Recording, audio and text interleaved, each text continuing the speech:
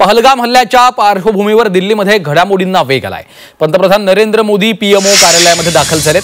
पंतप्रधान मोदी साऊथ ब्लॉकमध्ये पोहोचल्याची माहिती समोर येते। त्यामुळे जम्मू काश्मीरच्या पहलगाम मधल्या दहशतवादी हल्ल्यानंतर आता भारत सरकारच्या कारवाईला देखील वेग आल्याचं चित्र आपल्याला पाहायला मिळतंय। दिल्लीमधल्या घडामोडींना विशेषतः वेग आलेला आहे। बैठकांना देखील गेल्या काही दिवसांपासून सातत्याने पंतप्रधान नरेंद्र मोदी देखील बैठका घेत आहेत। आता पंतप्रधान नरेंद्र मोदी हे पीएमओ कार्यालयामध्ये दाखल झालेले आहेत। पंतप्रधान सध्या साऊथ ब्लॉकमध्ये पोहोचल्याची माहिती आहे।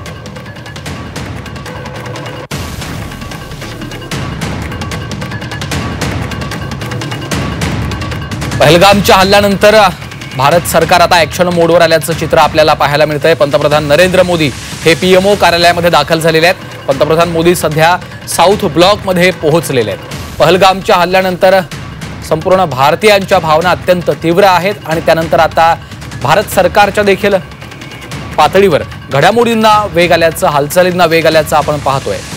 सिंधू पाणी कराराला स्थगिती दिल्यानंतर आता पाकिस्तान विरोधात कडक कारवाई करावी अशी देखील भावना प्रत्येक भारतीयाच्या मनात आहे। विरोधकांकडून देखील तशीच मागणी केली जाते आणि त्या पार्श्वभूमीवर आता दिल्लीमध्ये देखील घडामोडींना वेग आलाय।